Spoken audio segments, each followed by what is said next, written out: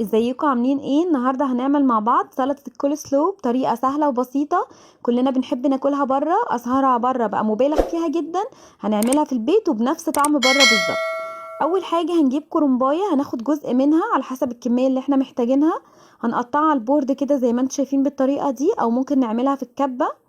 وهنجيب جزرايه متوسطه هنبشرها بالمبشره، وهنحطهم على بعض كده نقلبهم مع بعض.